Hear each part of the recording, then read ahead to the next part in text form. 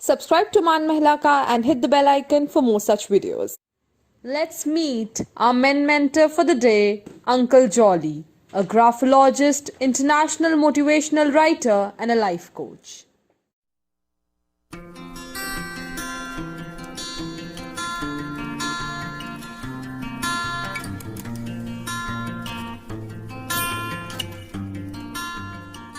जी सत श्री अकाल। तो सर आप प्लीज अपने बारे में बताएं एंड आप अपनी जर्नी के बारे में बताएं। प्रेजेंटली जिस पोजीशन में हूँ मैं वहीं से शुरू करना चाहूँगा। हाँ जी सर। कि मैं एक मोटिवेशनल राइटर, स्पीकर और ग्राफोलॉजिस्ट हूँ। ओके। तो पहले मैं प्रिंट मीडिया के लिए लिखा बहुत लंबे अरसे तक, उसके बाद बुक्स लिखनी शुरू की। पहले शुरू में मोटिवेशनल स्टोरी बुक्स लिखी बहुत सारी, उसके बाद बच्चों के लिए जो कि एग्ज़ाम वगैरह में उनको हेल्प कर सकें, फिर कैरियर से रिलेटेड जो बच्चे एग्ज़ाम देते हैं, even civil services, IAS, IRS जो इस लेवल के एग्ज़ाम देते हैं उनके लिए बुक्स लिखी। टेंशन डिप्रेशन पे मैंने किताबें लिखी। अभी जो लास्ट मैंने बुक लिखी जो कोविड के बाद का पीरियड हमारी ज़िंदगी में आया, जिसके बारे में जिंदगी में किसी ने सोचा नहीं था कि इस तरह का टाइम भी कभी लाइफ में आ सकता है। बिल्कुल। तो बहुत सारे लोग टेंशन डिप्रेशन में चले गए, कुछ लोगों ने सुसाइड कर लिया, वो अपनी जिम्मेदारियां परिवार पे छोड़ के चले गए कि शायद इससे हमारी मतलब की परेशानियां सारी खत्म हो जाएंगी। तो बेसिकली जो है ये एक स्ट्रॉन्ग माइंडसेट ना होने की वजह से आदमी ये स्टेप उठाता है। तो उसके ऊपर मैंने लिखी है किताब लव यू जिंदगी, कि सबसे पहले अपने आप से प्यार करो, ताकि हमारी जो जिम्मेदारियां हैं वो उससे तभी हम निभा सकते हैं जब हम अपनी जिंदगी से प्यार करते हैं। अगर हम अपने आप को, अपनी जिंदगी को एक बोझ समझते हैं तो हम फिर अपनी ड्यूटी इसमें फेल हो जाएंगे, हम उसे कभी भी ठीक से नहीं निभा पाएंगे। तो इन सब चीजों के करते कभी सोचा नहीं था, लेकिन आज 37 बुक्स मेरी पब्लिश हो चुकी हैं। मैं हिंदी में लिखता हूँ लेकिन बुक्स मेरी बंगाली, मराठी, गुजराती, इंग्लिश, कुछ बुक्स पंजाबी में भी ट्रांसलेट हुई हैं। और बहुत लकी हूँ कि हिंदुस्तान में और हिंदुस्तान से बाहर बहुत सारे देशों में लोग मेरी किताबें पढ़ते हैं, क्योंकि वर्ल्ड के जितने ये लीडिंग बुक सेलर्स हैं जो ऑनलाइन, तो वो ऑलमोस्ट हर जगह, हर कंट्री, हर सिटी में 3 से 4 दिन में बुक डिलीवर कर देते हैं। तो ये एक बड़ी प्रभु वाहिगुरु की बख्शिश है कि इतना प्यार लोग देते हैं आज के टाइम में, जबकि लोगों का रुझान किताबें पढ़ने में काफी कम हुआ है। Yes yes sir. लेकिन मेरा ये मानना है कि ई बुक भी अगर बनती है, ऑडियो बुक बनती है, या किसी भी फॉर्म में कंटेंट हमें चाहिए, तो उसका ओरिजिन जो है, वो बेसिक जो है, वो किताब से ही आएगा और कहीं से नहीं आ सकता। तो यही सोच के मतलब कि हर साल कोशिश होती है कि 2 किताब मैं जरूर लिखता हूँ। और इसके अलावा ग्राफोलॉजिस्ट हूँ, जिसमें बहुत सारे हमारे नॉर्थ इंडिया में लोगों को आइडिया नहीं है। तो उसमें हैंडराइटिंग और सिग्नेचर को देख के हम पूरी इनर पर्सनैलिटी को समझ सकते हैं कि इस आदमी का स्वभाव कैसा होगा, ये काम कैसे करते हैं, इनकी सोच कैसी है, इनको लाइफ में कहाँ कहाँ दिक्कत आ रही है। तो उन चीजों को देख के, समझ के हम उसमें बहुत सारा सुधार कर सकते हैं, और जिसके की रिजल्ट हमें 3 से 4 हफ्ते के अंदर पॉजिटिव रिजल्ट्स मिलने शुरू हो जाते हैं। और जो कि ये परमानेंट है, इसके बाद दोबारा हमें कोई प्रैक्टिस करने की जरूरत नहीं है। ये मैं इसलिए कह रहा हूँ क्योंकि हमारी लाइफ को सिर्फ और सिर्फ हमारा दिमाग मैनेज करता है। बिल्कुल। हमें जितने भी सिग्नल मिलते हैं, जितना भी हमें डाटा चाहिए, हम अभी ये जो इंटरव्यू कर रहे हैं या कोई भी काम करते हैं, तो उस सारी चीज के लिए जो हमारा सबकॉन्शियस माइंड है, उसमें इतना डाटा है, मैं कह सकता हूँ कि पूरी दुनिया के जितने कंप्यूटर हैं उससे ज्यादा डाटा एक आदमी के दिमाग में फीड किया जा सकता है, फीड होता है। बिल्कुल। तो उस डाटा को यूज करते हुए, लेकिन हमारे यहाँ दिक्कत ये है कि इस सब्जेक्ट के बारे में स्कूल कॉलेज में कभी पढ़ाया नहीं जाता, समझाया नहीं जाता, पेरेंट्स को ज्यादा पता नहीं है, बच्चों में अवेयरनेस नहीं है, तो उस वजह से वो इस चीज को प्रॉपरली यूज कर नहीं पाते। मैंने इस टॉपिक में पहली किताब ये मैं दिखाता हूँ, हाँ जी। ग्राफोलॉजी कामयाबी की मास्टर चाबी। तो एक तो ये है कि अगर हम इस साइंस को थोड़ा समझ लेते हैं तो जिंदगी में कभी भी अंधविश्वास, ये जो पीर फकीर बाबा यस ऑफ हमें कोर्स। ये हमें बेवकूफ बनाते हैं, हमारा पैसा, एनर्जी और बहुत कुछ मतलब कि हमें मिसगाइड करते हैं कई तरीके से, नीले पीले वो पत्थर पहन लो, ये कर लो। कुछ करने की जरूरत नहीं है, हमें सिर्फ और सिर्फ अपने माइंड को अपग्रेड करने की जरूरत है टाइम टू टाइम। क्योंकि जिस तरह सूरज की एक किरण धरती पे आती है तो चारों तरफ उजाला हो जाता है, उसी तरह अगर हम अपने गुणों को देखें, भगवान ने लाखों गुण हर इंसान में डाले, एक गुण को अगर हम अच्छे से समझ लें, अपने टैलेंट के किसी एक पार्ट को समझ के निखारने की कोशिश करें, तो हमारी जिंदगी जो है बहुत आसान हो सकती है। मैं हमेशा सबको ये एक चीज जरूर रिक्वेस्ट करता हूँ, जितने भी मेरे मिलने वाले हैं, ये जब अब तो प्रोग्राम नहीं हुए जब से कोविड शुरू हुआ, जी तो सर। मेरी सबसे कोशिश यही होती है कहने की कि ये भूल जाओ कि लोग क्या कहेंगे। आपके पास जो हुनर है उससे अपनी पहचान बनाओ।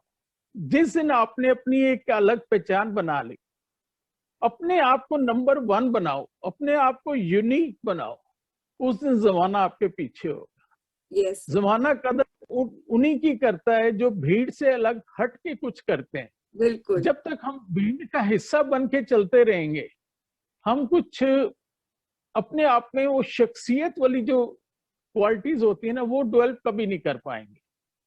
तो अगर भगवान ने हमें भेजा है इस धरती पे, तो हमें एटलीस्ट इतना अपने आप को समझना चाहिए, अपने आप, अपने जो विचार हैं उनको इतना एक्सप्लोर करना चाहिए ताकि हम अपने साथ साथ दूसरों की जिंदगी में भी चमत्कार कर सकें, कुछ नए आविष्कार कर सकें। तो ये जो बातें हैं, हम अपनी ताकत को एक्चुअली समझते नहीं। बहुत ताकत दी है भगवान ने हमें, हमारे दिमाग में दुनिया की सबसे बड़ी ऐप से ज्यादा ताकत है। जी सर बिल्कुल। कोई कोई समस्या ऐसी नहीं है, कोई प्रॉब्लम ऐसी नहीं है जिसका हल यहाँ नहीं है। मुश्किलें हर जर्नी में आती ही आती है। तो क्या आप शेयर करना चाहेंगे?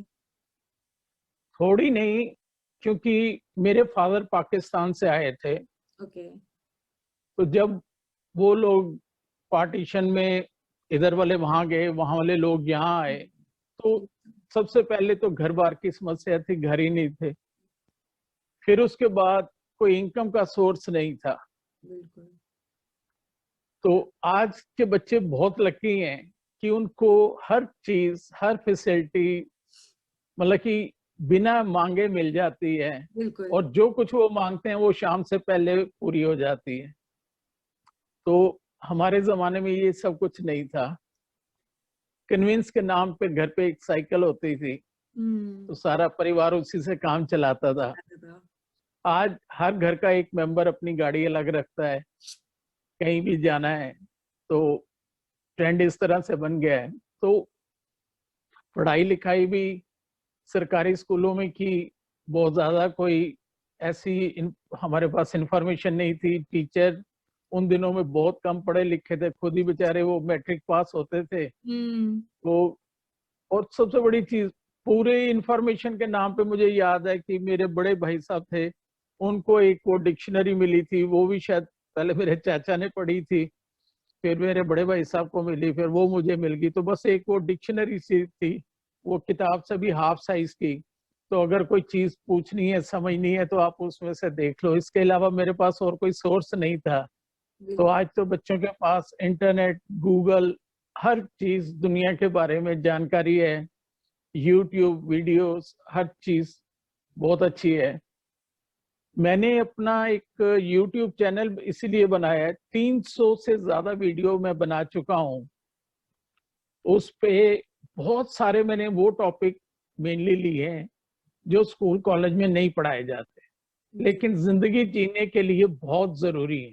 हम्म, मैंने ग्राफोलॉजी, सिग्नेचर किस तरह से करने चाहिए, हमें क्या ध्यान रखना चाहिए, लाइन कैसे डालनी चाहिए, फर्स्ट अल्फाबेट हमें कैसे बनाना चाहिए, सर्कल लाइन अपने सिग्नेचर को करना चाहिए या नहीं करना चाहिए, तो लोग ताकि घर बैठे अपने आप को ये चीजों की बारीकी को समझ सकें, अपने आप को सुधार सकें, अपने जीवन को आसान और एक पॉजिटिव डायरेक्शन दे सकें। जी। तो सर हम नेक्स्ट क्वेश्चन पे चलते हैं। हमारा नेक्स्ट क्वेश्चन ये होगा कि आपने किससे इंस्पिरेशन ली जो आप यहाँ पे इतनी फ्रूटफुल जर्नी को आपने सक्सेसफुल में बनाया, तो आपने किससे इंस्पिरेशन ली? ऐसे फ्रेंकली मैं जैसे कहूँ कि कोई ऐसे ना तो हमारे पास सोर्सेस थे, ना किताबें थी, ना किसी की लाइफ के बारे में इतना जानने के लिए हमारे पास कोई जरिए थे कि जिससे हम समझ सकें या जान सकें। लेकिन अखबार पढ़ने का शुरू से शौक रहा, तो अलग अलग पर्सनैलिटीज जो मतलब की रही, उनके बारे में जब कभी भी कुछ छपता था तो उससे मैं बड़े ध्यान से पढ़ता था। अब रतन टाटा जी हैं, जी, उनकी लाइफ जो है, मतलब कि कोई भी आदमी है उनकी ऑटोबायोग्राफी को पढ़े या यहाँ गूगल पे या वीडियो में कहीं भी उनको मतलब कि अगर अच्छे से स्टडी किया जाए उनकी लाइफ को, तो पता लगता है कि इंसान को जिंदगी कैसे जीनी चाहिए। वो एयर इंडिया भी उनकी थी, उन्हें फ्लाइट का भी शौक है। पहला जो हवाई जहाज था JRD टाटा, वो लेके आए थे, खुद उड़ा के मतलब कि चला के लाए थे। लेकिन रतन टाटा जी जो अभी हैं, इंडिया के सबसे बड़े मतलब कि जो बजट का कंट्रीब्यूशन है सबसे बड़ा जो है वो टाटा ग्रुप का है, लेकिन आज भी वो इकोनॉमी क्लास में चलते हैं। वो कभी बिजनेस क्लास में या बहुत हाई फाई एरोप्लेन, वो अलग भी अपना एक प्राइवेट जेट अपना अफोर्ड कर सकते हैं, जी, लेकिन नहीं। तो जिंदगी को जितना सिंपल रखा जाए, मैंने अपने हाथ में जिंदगी में कभी घड़ी नहीं बांधी, जी, मैं कभी लेट भी नहीं हुआ किसी काम से, मेरा कभी कोई काम अधूरा नहीं रहा आज तक। मैं माइंड क्लॉक यूज करता हूँ, अपनी घड़ियां पड़ी हुई है 5-6 घर में, अलग अलग टाइम पे लोगों ने गिफ्ट दी, बच्चों ने गिफ्ट दी, बिल्कुल, लेकिन आदत मैंने कभी मतलब की नहीं बांधी, नहीं मतलब की। तो माइंड क्लॉक अब जिस टाइम पे मुझे है, तो अब जो भी टाइम आज का जैसे हमारा फिक्स था, तो 5 मिनट पहले मेरी कोशिश होती है कि मैं बिल्कुल रेडी होता हूँ। किसी बिल्कुल को सर। मिलना है तो मैं कभी आज तक 1 मिनट लेट नहीं हुआ। हम्म, लोग अपनी घड़ी ठीक कर लेते हैं कि जॉली आ गया तो टाइम हो गया है, घड़ी बिल्कुल, आगे पीछे तो, लेकिन जॉली गलत नहीं हो सकता जो मेरे मिलने वाले हैं। तो अब छोटे से, अब उनके होटल पे जब अटैक हुआ था, तो जितना स्टाफ था, मतलब कि एक जगह मैंने पढ़ा था, उन दिनों मैंने ना पूरी एक सीरीज लिखी थी इसके ऊपर, ओके, तकरीबन 70 के करीब मैंने आर्टिकल लिखे थे डेली, ओके, जो इंफॉर्मेशन इकट्ठी करके एक न्यूज़पेपर है यहाँ दिल्ली का, तो उसके लिए मैंने 70 के करीब वो आर्टिकल लिखे थे उस अटैक पे जो बॉम्बे में हुआ था। या, एक आदमी ने एज ए ट्रेनी एक दिन पहले ज्वाइन किया था, ओके, तो उसको भी इन्होंने उसकी पूरी लाइफ टाइम में जैसे 30-40 साल उसने सर्विस करनी थी, जो लास्ट सैलरी उसको देनी थी, आज तक वो सैलरी पहली तारीख को उसके घर पहुंचा देते।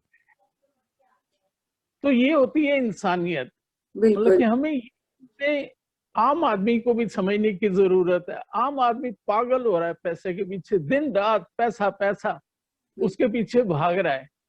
तो ऐसे लोगों से ये इंस्पिरेशन मिलती है कि पैसा सब कुछ नहीं है।